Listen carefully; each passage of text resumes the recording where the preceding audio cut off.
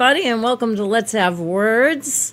My name is Lara Samuels. I am your host, and we are broadcasting live on WWHR Internet Media from the wonderful state of New Hampshire. So I want to tell you a little bit about Let's Have Words. If you're new to the show, this is a show that primarily focuses on what we call on the show, I did not invent this phrase, but what we call on the show the triple threat, okay? And the reason that we call it the triple threat is because there's three things, and they're all threats. That's why we call it the triple threat. And the three things are, and threat to the planet, and the three things are biodiversity loss, climate change, and pollution. So those are the three major environmental problems that we're facing right now that are separate but overlap, right? So if you can imagine a Venn diagram, of course,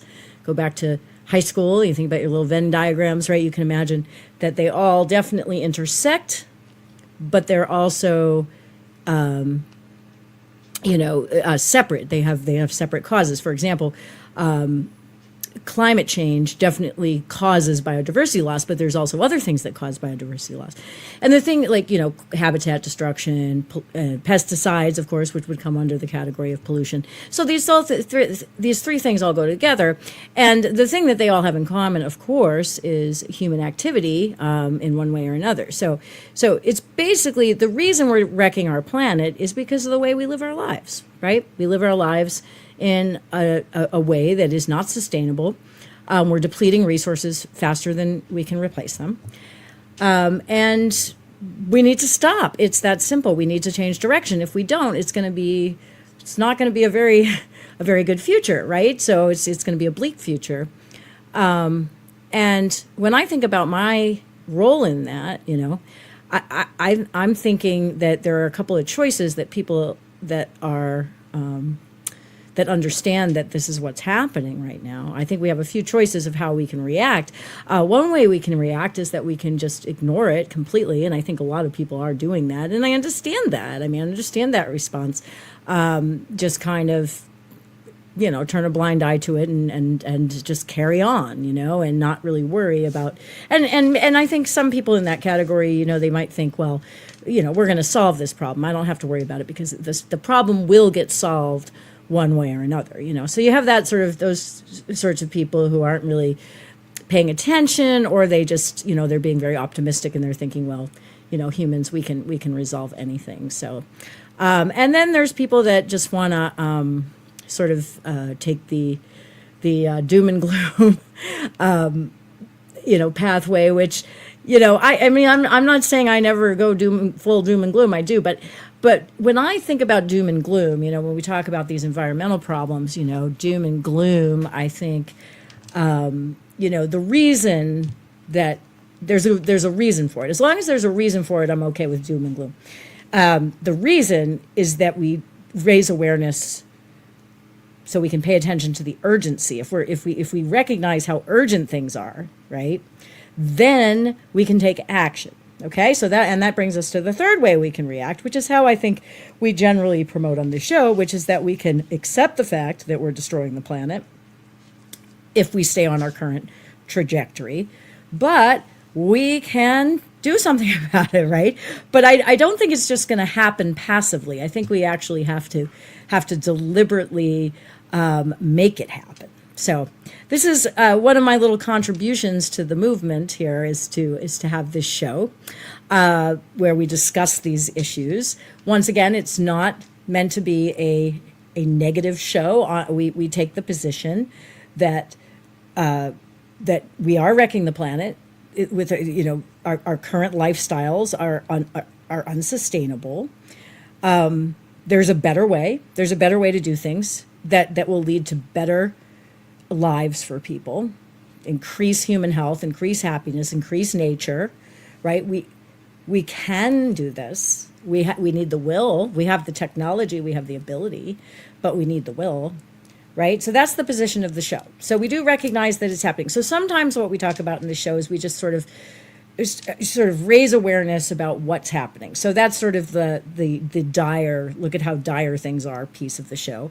But we also try to talk about how we can forge a path forward and what are some of the solutions to these problems, right? I don't feel like I'm not, what's funny is I'm not a born optimist. Like, I like to call myself a hopeful pessimist. I'm sure you've heard that phrase before. I hold on to hope, but I'm pretty pessimistic that we're actually gonna achieve this. I've been on the planet long enough to be skeptical about human nature, and so I'm a hopeful pessimist. So I like to project that sort of hopeful pessimism on the show, and but the other piece of this show is that this is a call-in show. So, as a call-in show, that means that you can call in with your thoughts on this. And I have two rules when it comes to calling into the show. The first rule is that you are civil, okay? Because we engage in civil adult discourse on this show. That means we don't disrespect each other. We don't mudsling. We don't insult one another. We, stay on topic, and we try to have a reasonable conversation. That doesn't mean, however, that we can't be passionate. Passion is fine, but when it crosses the line into hostility and vitriol, that's when it's an issue. So we do stay civil on the show because we are adults and we can have adult conversations. And the other thing is that we need to stay on topic, right? I mean, there's a lot of topics we could cover, but we're not. The only topics we're covering on this show have to do with the triple threat, okay, which is a pretty broad topic, but still, biodiversity loss, which is the big one for me. I focus a lot on that because that's my biggest concern, and also I don't think it gets enough attention, so I feel like I need to be an advocate in that department. Climate change, pollution. So that's what we discuss. So I'm not discussing other things, right? I'm not going to talk about, I don't know, abortion or gun rights or other political topics. We're not going there, okay? We're sticking with the planet. Another reason for this show, and I think it's important to mention this as well, is that I don't feel like the Earth, even though it's the most, I think it's the most important issue of our time. And I can only speak for the United States. When I speak, by the way, I'm talking about in the United States. Now, some of this stuff may be global, I'm not saying it's not, but I can only speak for the United States. And I feel like in the United States, for multiple reasons right now, we are not talking about the triple threat in any way, shape, or form. I mean, nobody's talking about it in any major way. When you hear the sort of mainstream media or the big political figures, the climate, biodiversity loss, pollution rarely gets a mention. So, and if it does get a mention, it seems like it's sort of in passing, like it's not. And for me, it should be the central organizing principle of our discourse. So for me, I can't stand it anymore, which is why I had to start this show. So I'm starting this show for a variety of reasons. One of them being that this issue is very important to me personally. Another part of it is I just don't think it's being discussed enough. So it's part of my mission to sort of get the Earth back on the agenda. It's the most important issue of our time, and as the days go by, and we're seeing all these signs of climate change, and there's still so much denial and resistance. We just can't keep ignoring what we're doing. We have to change, and we can change. Right? That's the thing. All right, this show is a call-in show. You can call in any time. So the number's on the screen. Feel free. I'd like you to try to stay on topic, and the topic being really anything having to do with the triple threat. However, I talk about specific things on this show, so it'd be nice if you could stay within the boundaries of what we're actually discussing. All right, so this show is divided into 3 parts. The first part is called Let's Do the Numbers.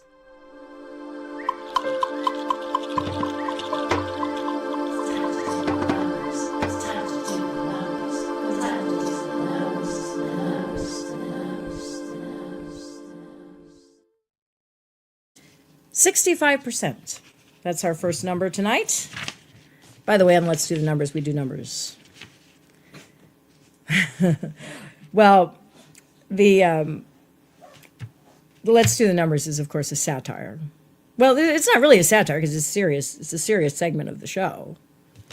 But it is a satire in the sense that Let's Do the Numbers is a phrase that comes from the NPR. I guess it's not NPR. Anyway, it's one of the public radio networks. Anyway, Marketplace, right, where they do the numbers, and the numbers are, of course, the stock market. And one of the central premises? That's not right. One of the central premise of this show, or one of them, is that we're always talking about the economy. You know, like take like the Strait of Hormuz, right? You read about what's happening in the Strait. Right away, it's like, what is it doing to oil prices, right? How about what is it doing to the environment? How about what is it doing to the animal life, like the abundant and diverse animal life that's in the Strait of Hormuz? Nobody's talking about that. Or what's it doing to human health? You know, what are all these explosions and munitions and sinkings? And, you know, the U.S. military, by the way, is one of the biggest polluters on the planet. I mean, and you know, the number of animals that I'm sure are affected by what's going on over there is doesn't even deserve a mention. It's all about the oil. What's it doing to the oil prices? What's it doing to the economy? I mean, it's like, I feel like we've gone crazy and all we can talk about is the economy, as if like that's the only thing that matters. What about nature? What about human health? These things don't matter? Of course they do. And and to me, they're more important, which is why I have this segment called Let's Do the Numbers. But instead of talking about the stock market, we're talking about the earth. Water scarcity. This is a big problem. You know, I'm because of climate change, because of, pumping, groundwater pumping and mining, commercial extraction, all sorts of reasons, water is becoming scarcer, like water that we can use. Of course, the data centers, it's just all kinds of reasons. But we first of all, we all know what the root of the problem is, right? There's just too many people on the planet all fighting over not enough resources. And it is the position of the show, however, that we can't really address the population situation. I mean, the population is going to do what the population does. I don't think you can address that problem. I don't. I mean, I think you have to work on the consumption end, right? Because because we're over consuming, right? And that part of it we can affect. We can affect the overconsumption. We can't really do anything about the overpopulation. So even though I know that that's the elephant in the room, we can't do anything about it. So if you go that direction, you hit a dead end, right? So you got to focus on, okay, how do we meet the needs of humans and nature? How can we change how we do things so that we are operating in a nature positive, non-polluting way, and we're still able to meet our basic needs and have a decent, and live decently, right? This is the central problem.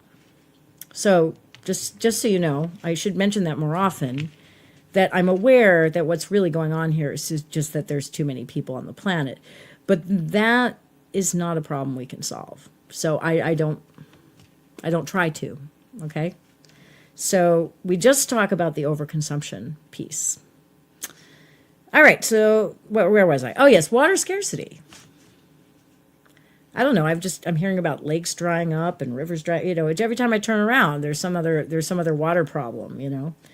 The desalination plants use a ton of energy, and they're not very efficient, and we're polluting our groundwater. And so I read this, what I thought was a heartbreaking story, and I'm starting off on a low note tonight. Doesn't mean everything we're going to talk about is sad.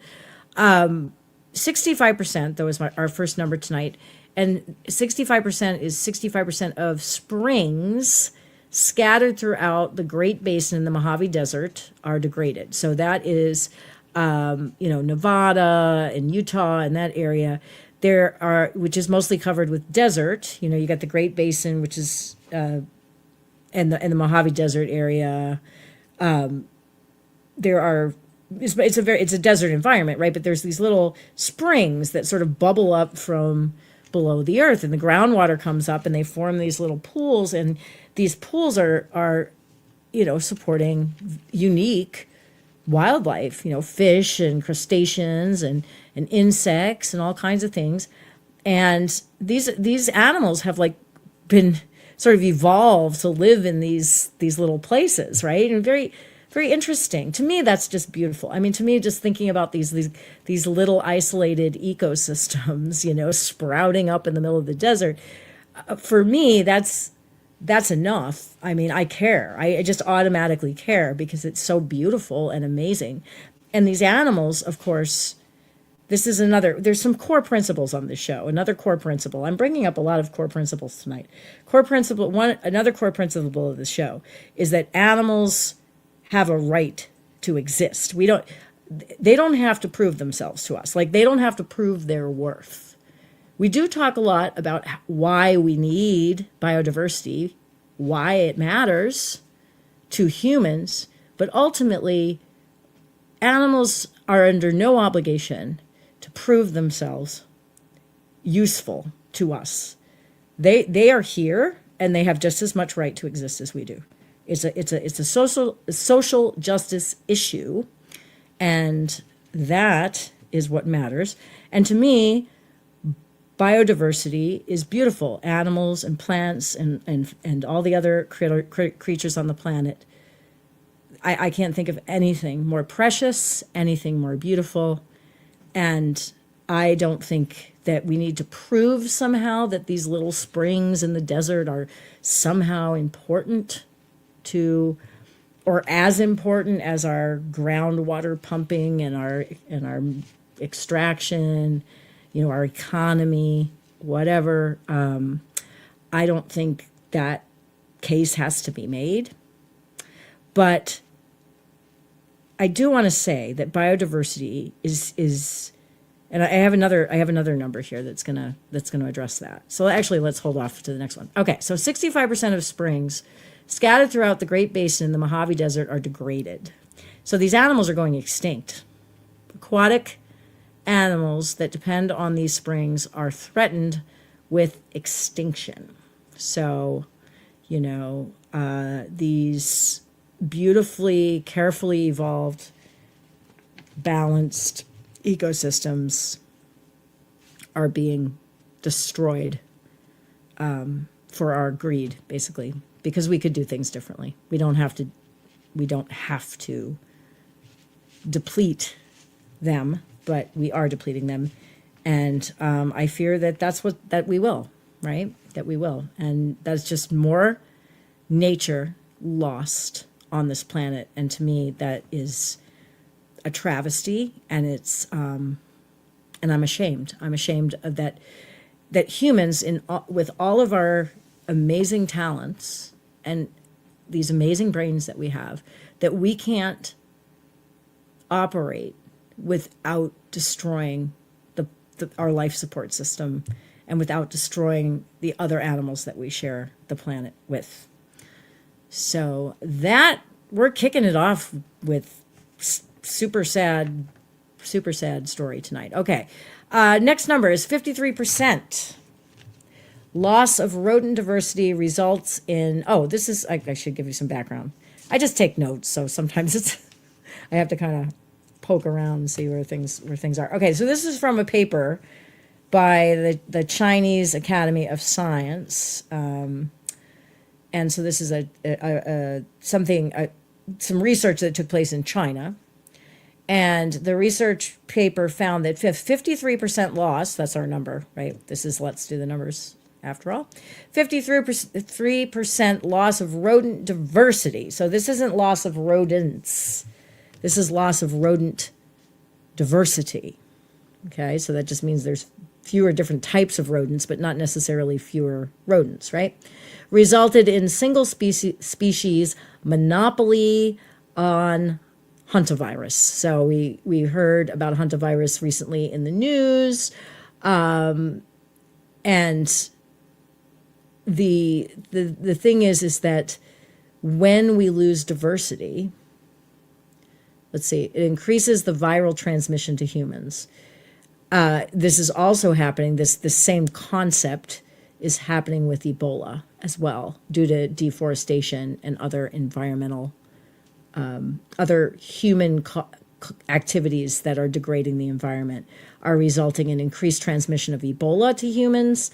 And there are other examples as well. So this is just, we were talking about biodiversity and how biodiversity is, doesn't need a defense, really. It's just it is a defense, right? We got to take care of the other animals and plants that we share the planet with. There's no doubt, but there's also some practical reasons, and so if you need a practical reason, it's without biodiversity, what do we get? More disease, more Ebola, more hantavirus.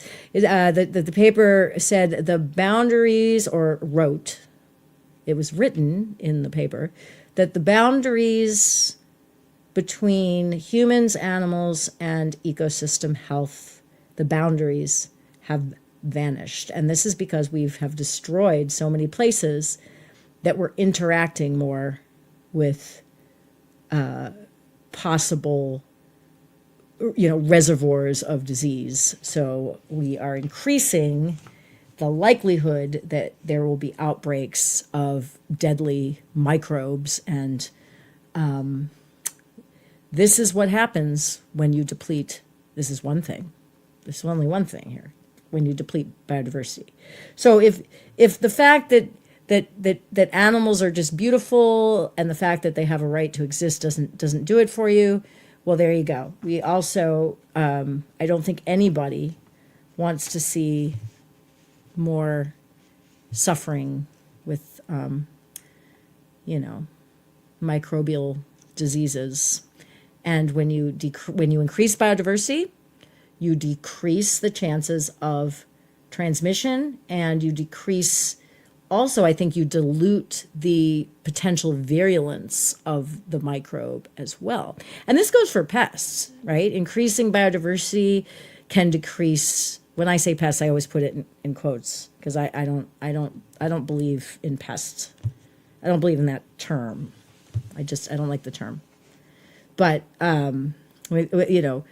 it goes for ticks and mosquitoes and mice and rats and things too, that, if you have increased biodiversity, you have fewer pest issues. It's the same principle. Dilution. You have the more biodiversity you have, it's like protection, right? It's just like there's so much biodiversity that no one thing can take over, It's like the same principle of when you grow like a monoculture, right? Then you're more likely to have that entire crop wiped out. But if you have diversity, then you have more small impacts, but you don't have these giant, these giant crops being destroyed all at once. It's the same principle. So biodiversity is protects us, right? Protects us. All right. We're still on let's do the numbers, and let's see, 30% of electricity. Oh, renewables right now at this moment in time, according to the Energy Progress Report put out by the International Energy Agency, and other global energy agencies of various kinds say that, renewables are now 30% of electricity globally, that's good news, right? That's our last number. We're going to end on a positive note. Although, but major regional disparities exist. So obviously green energy is not being adopted everywhere in equal volume.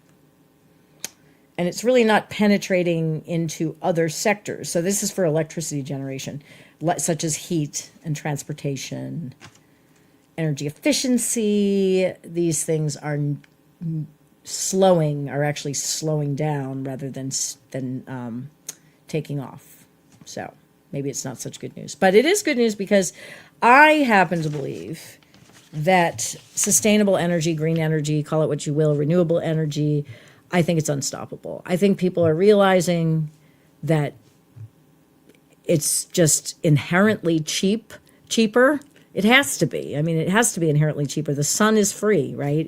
It's just inherently cheaper than oil and other fossil fuels.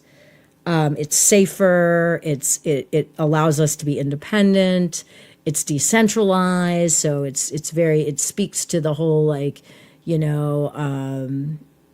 independence of people, wanting to just generate their own energy in their backyard, and not rely on these global, markets that, are unstable and unpredictable and all of that. I think people are just realizing all the benefits of clean energy. I think it's unstoppable. I think that no matter what, we in this country right now, we have an administration that's very anti-nature, anti-green energy. I don't think anybody can deny that. You just look at their record, just look at what's being said. But unfortunately for them, I think that they cannot stop the tide of the green energy movement, and hopefully also of the nature positive movement, which is something I'm very interested in and we'll discuss often on this show. Anyway, this is a call-in show. Feel free to call in anytime. You can talk. What's your favorite number of the week? Just, did you come across an interesting number that made you think about the environment, about anything having to do with the triple threat? Please call in. Numbers on the screen. My name is LARA Samuels. This is Let's Have Words. We love having people call in. We love to have discussions. That's what it's all about, right? Good, solid discourse. Even when you disagree, right? This is a lost art. We want to bring back the art of having real adult conversations, and being polite and loving to one another, even if we have differences of opinions, right? All right. So now, I know you've all been waiting. It's time for What's on Lara's Mind. What's on Lara's mind tonight? What's on Lara's mind?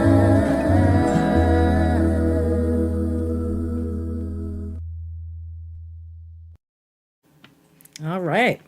Well, what's on my mind?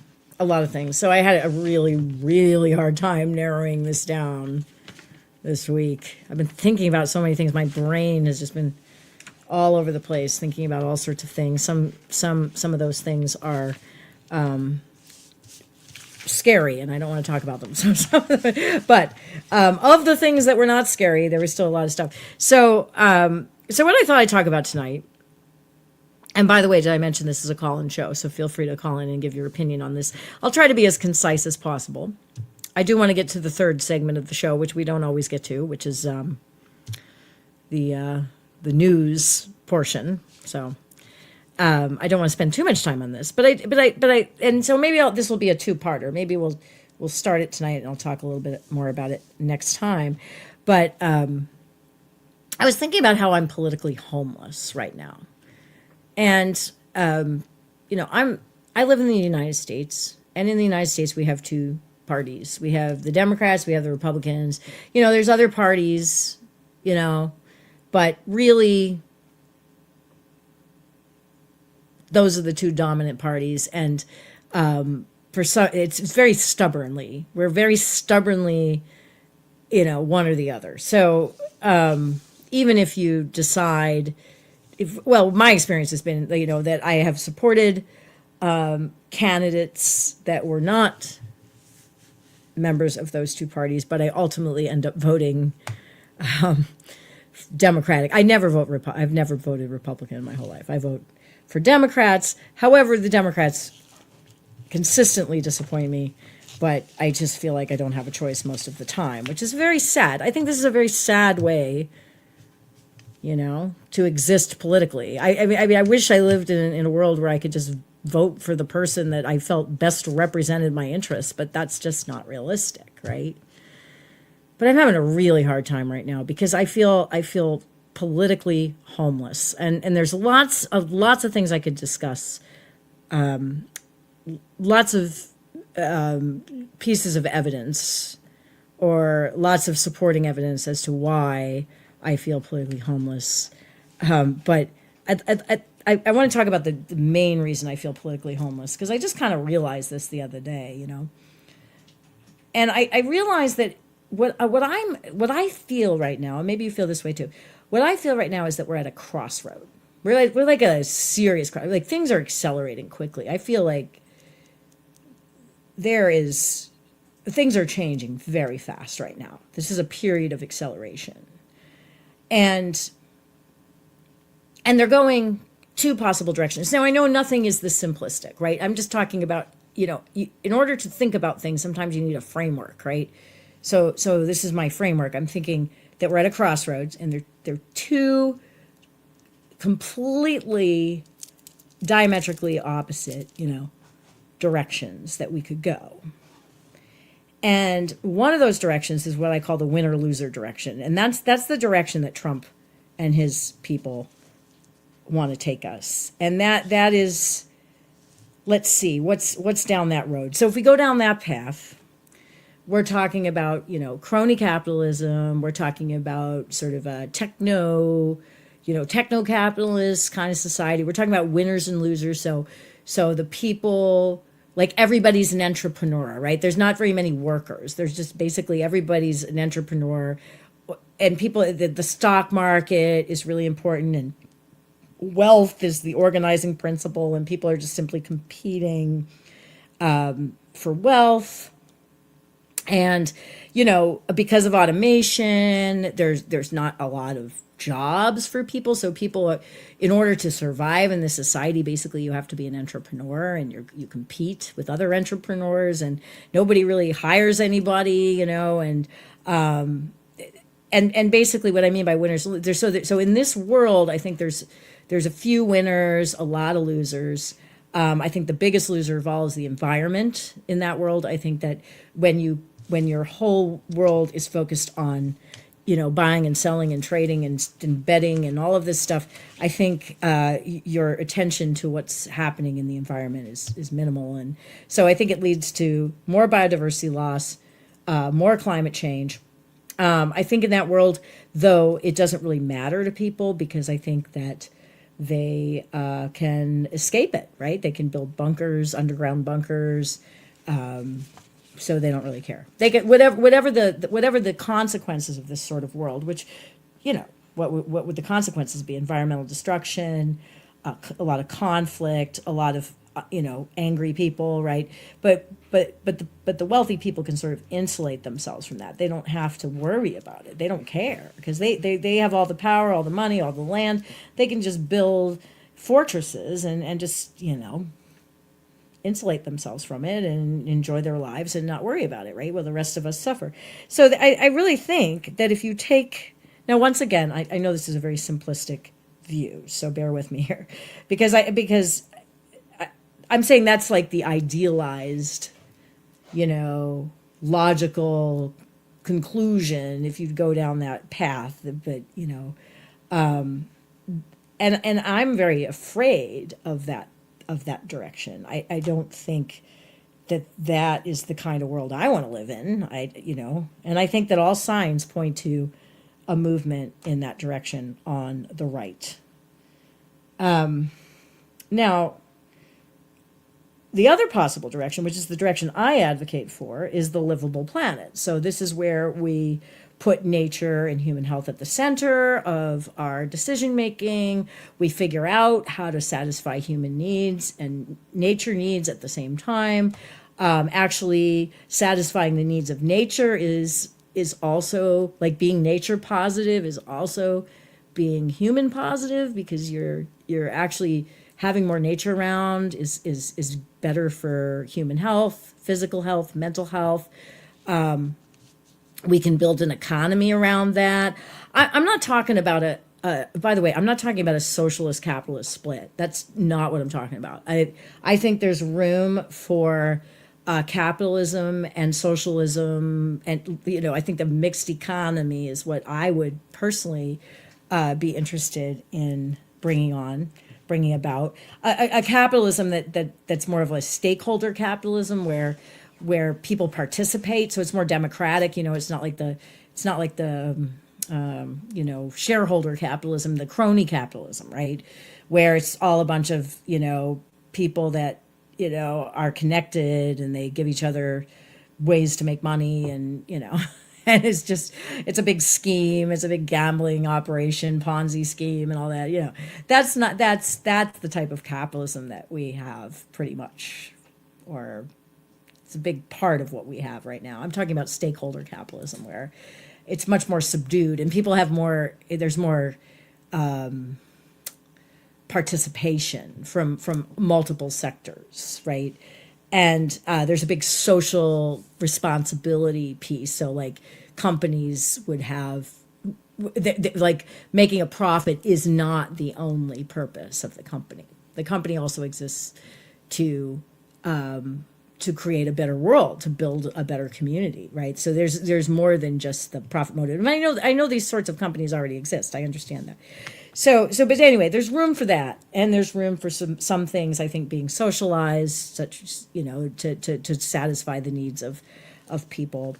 So I'm not talking about a socialist capitalist split here. I'm talking about the livable planet versus winners or losers. Okay, I want to wrap it up here because I want to get to the news, and we'll continue this conversation next week, or not. I shouldn't say next week. I should say next time. We do this live. We do it every other week live. We're here on Thursdays live every other week, and then we do a rebroadcast in between. So I want to talk about why I feel politically homeless, because I want to build the livable planet. That's the path I want to go on. It's hopeful. It's positive. It's a direct, it's in direct opposition to this other, direction that we seem to be. Some people seem to be embracing. And I think it's the only way to go. I think it's like we don't really have a choice if we want to have a better future. If we want to if we want to have a better future, we need to preserve our life support system, and try to figure out how we can satisfy everyone's needs. But I don't think the Democrats. So I think that the Republicans are decidedly going down the sort of capitalist dystopia, winners and losers world, right? A world of bunkers and a bunch of conflict and climate, disasters and everything. But I think that the Democrats want to go. They don't want to go forward. They want to go back. See, I think they're being reactive. They want to say, look how crazy things have gotten. We need to take things back to the way they were when things were more stable. I don't want to go back. I think we need to take this opportunity, this moment of chaos, to snatch victory from the jaws of defeat and move forward and change things dramatically and radically. Not to go back to business as usual. The way that Democrats talk about what affordability and all of that, it's almost like they're not accepting the fact that the economy is changing like quickly, and we just can't use the same old stuff that worked in the past. It's not going to work in the future. I'm all for for people having rights. Like, I'm all for workers' rights. I've always been on the side of that coin, and I am a worker. I'm a working class person, right? And that's where, and I care about working class people, but I'm afraid we're not going to have any workers in the future. So when Democrats talk about raising the minimum wage, and they talk about unions, I feel like they're talking about the past. We got to figure out a way forward, and it's going to be different. It's not going to be the same old crap. So I feel politically homeless because I feel like I don't want to hang around people who just want to take us back to the way things were. And furthermore, they're leaving out the environment. I can't tell you how angry I get when I hear about, oh, we're going to build a bunch of houses. It's like, okay, I'm all for housing people. I'm not saying that people shouldn't have homes. But are we going to build those houses sustainably? Because we can't take any more land from animals. We've already taken enough land. There's already been enough habitat destruction. We can't just keep destroying more habitat to provide homes for people. We have to build in a nature positive way. We have to build differently, and that's not being discussed. So politically homeless. All right. Anyway, last segment, really quick, because we only have a few minutes. Peruse the news. It's time to peruse the news. It's time to peruse the news. It's time to peruse the news. It's time to peruse the news.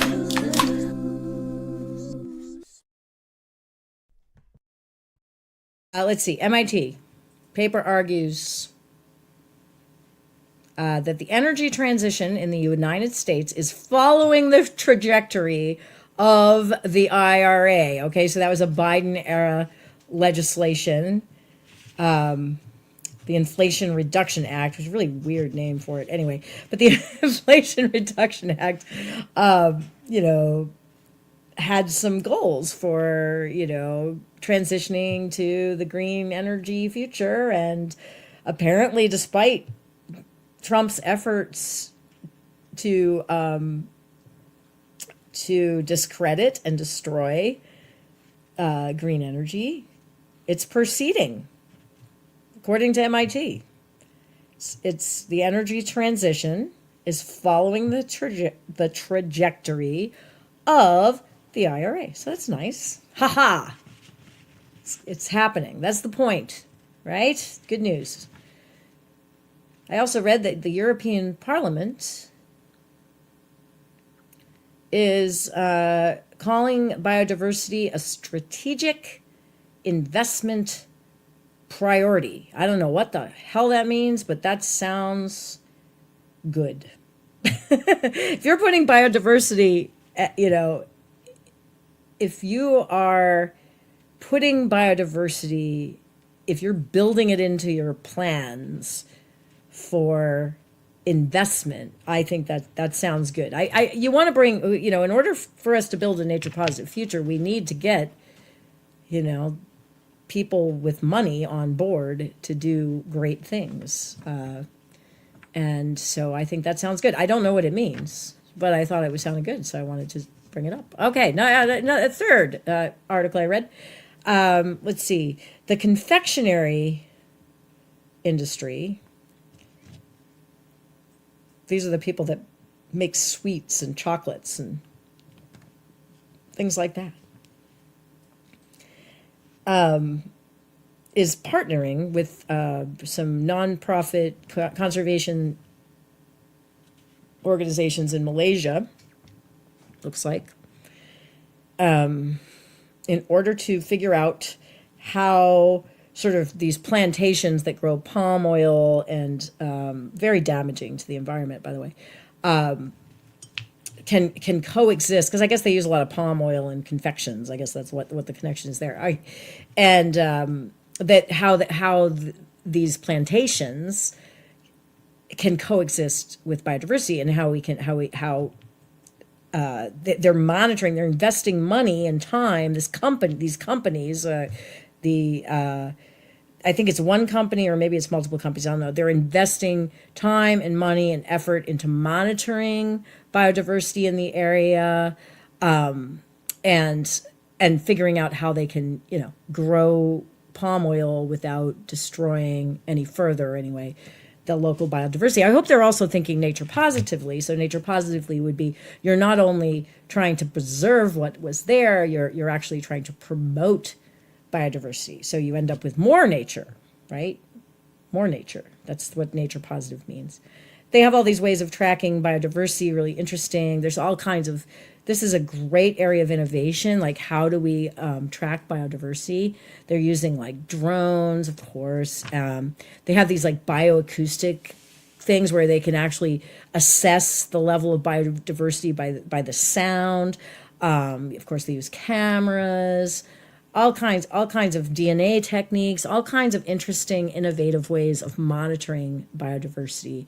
And so they're using all of those things to, in an effort to figure out how they can coexist. So look at that. 3 positive things I read this week involving industry and government and people, right? Because despite our administration's effort to kill green energy, it's going forward anyway. So yay for us, yay for green, for the livable planet.